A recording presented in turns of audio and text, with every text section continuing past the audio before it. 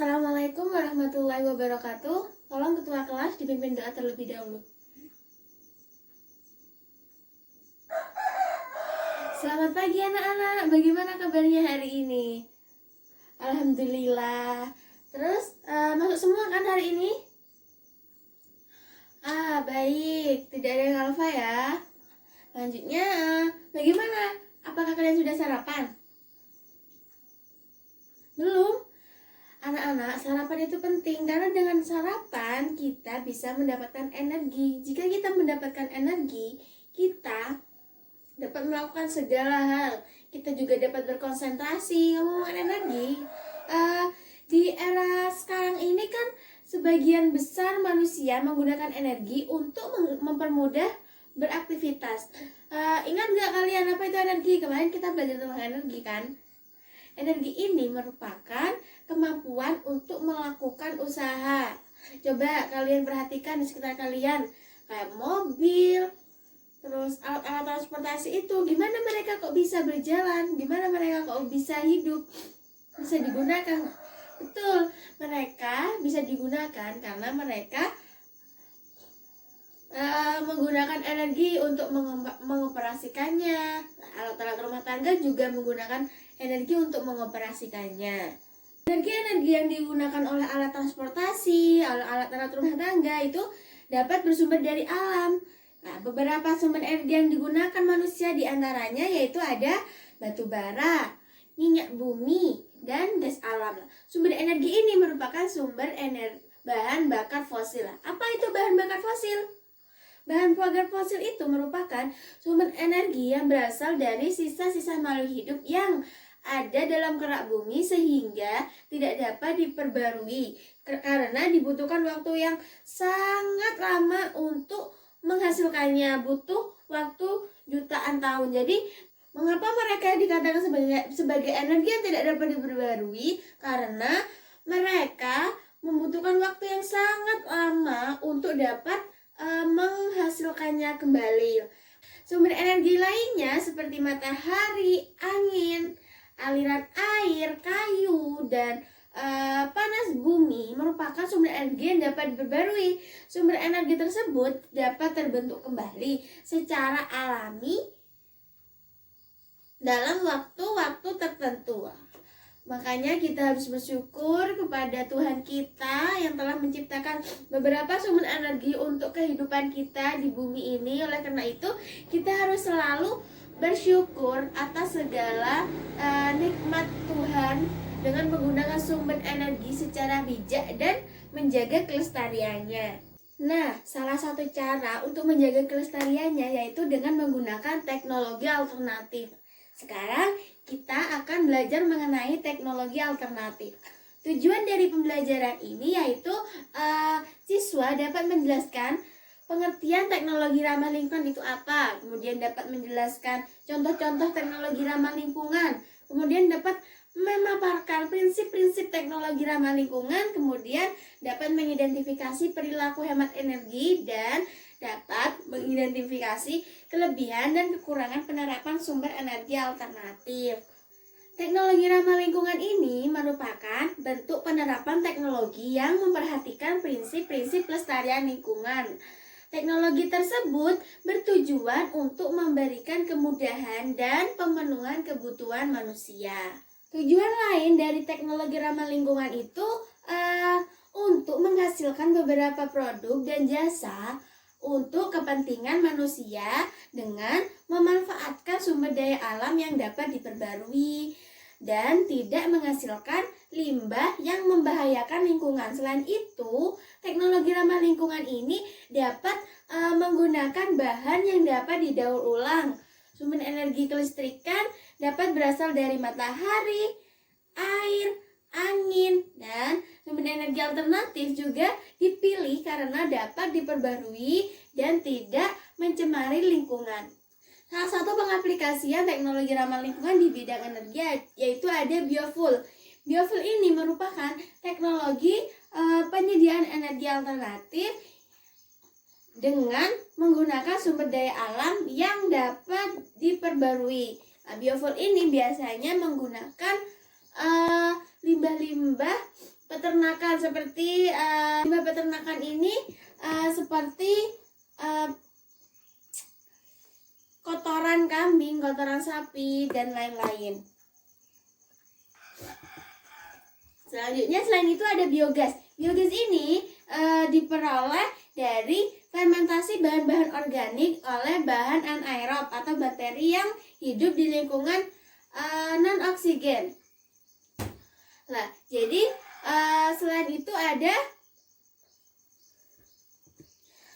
ada sel surya. Sel surya ini menggunakan kita dapat mengubah energi matahari menjadi energi listrik dan dengan menggunakan PV cell atau yang disebut dengan sel solar atau sel surya. Jadi kita dapat menghasilkan listrik dari matahari.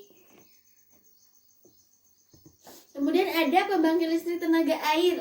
Pembangkit listrik tenaga air itu atau hydropower menggunakan energi gerak yang dihasilkan dari aliran listrik untuk menghasilkan listrik. Jadi kalau sungai-sungai kalian yang alirannya deras itu dapat dimanfaatkan, alirannya deras dan volumenya besar itu dapat dimanfaatkan untuk dijadikan sebagai PLTA.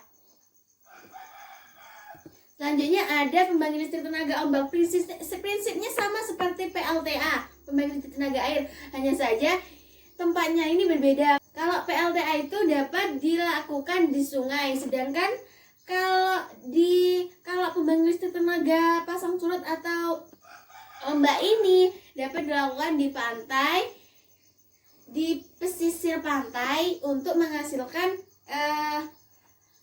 pembangkit listrik tenaga air juga, sama seperti yang tadi. Selanjutnya ada pembangkit listrik tenaga angin. Jadi dengan angin kita juga dapat menghasilkan listrik, yaitu kuatnya arus angin yang menerpa ke kincir-kincir angin sehingga kincir-kincirnya itu berputar. Nah, nantinya perputaran itu dapat menghasilkan listrik. Selain itu ada geotermal. Energi geotermal ini merupakan panas yang tersimpan di dalam tanah, lapisan dasar bumi, dan cairan dalam kerak bumi. Jadi geotermal ini juga menghasilkan energi listrik. Selain itu ada fuel cell dan hydropower.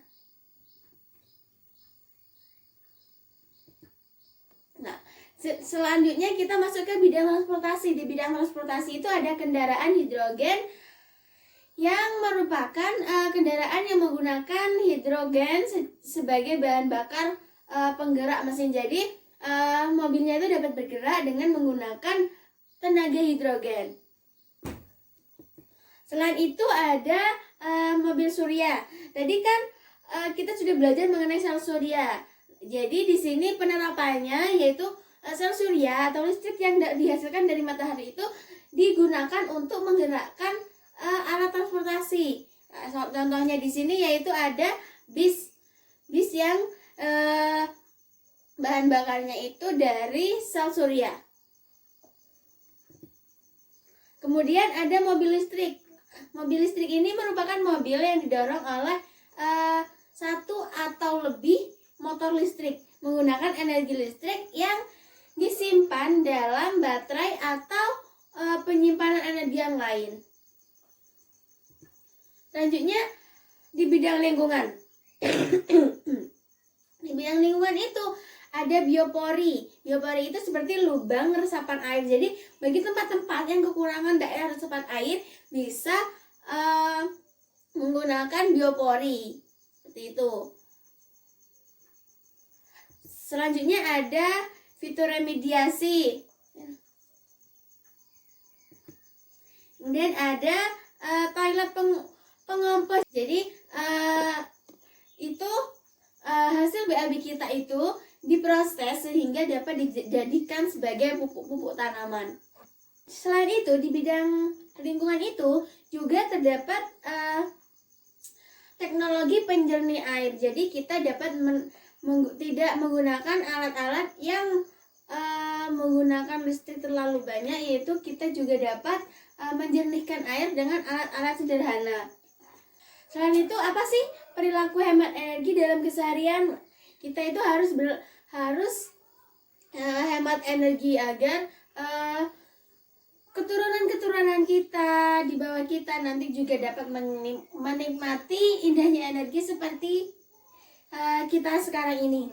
Perilaku apa yang harus dilakukan agar kita dapat menghemat energi? Nah, yang pertama, membudayakan penggunaan sepeda atau jalan kaki untuk kegiatan sehari-hari. Kemudian, mematikan kendaraan jika tidak digunakan dan jangan terlalu lama menyalakan kendaraan ketika akan digunakan. Kemudian, mematikan lampu saat tidur dan saat siang hari. Jika menggunakan pompa air listrik untuk mengalirkan air, maka penuhi dulu bak mandinya dan tempat penampungan air dalam sekali waktu agar tidak sekali pencet seperti itu. Kemudian yang terakhir, memilih peralatan rumah tangga yang hemat energi. Bagaimana anak-anak? Apakah kalian sudah paham mengenai penjelasan ibu tadi? Ya, sekarang tugasnya sekarang ketua kelas tolong dibagikan LKPD-nya yang tadi ya. Sekarang ibu akan membentuk beberapa kelompok. Yang satu kelompok itu terdiri dari 4 siswa. Nah, nanti setiap kelompok ini kan ibu kemarin sudah menyuruh kalian untuk membawa bahan-bahan kan, bahan-bahan untuk pembelajaran hari ini. Ya, bahan-bahan itu nanti digunakan untuk mengerjakan LKPD. Setelah mengerjakan LKPD itu, nanti per kelompok, perwakilan dari kelompok untuk mempresentasikan hasil dari diskusi yang sudah kalian dapat. Sudah bisa kalian kerjakan LKPD-nya. Nanti di akhir pembelajaran kalian kumpulkan hasil diskusi kalian. Karena waktunya habis, presentasinya dapat dilakukan minggu depan. Kalian juga dapat memperbaiki hasil diskusi kalian selama 1 minggu. Nanti minggu depan kita presentasikan. Nah, cukup sekian pembelajaran hari ini. Kurang lebihnya ibu mohon maaf. Kalau ibu ada salah-salah kata, ibu mohon maaf. Wassalamualaikum warahmatullahi wabarakatuh.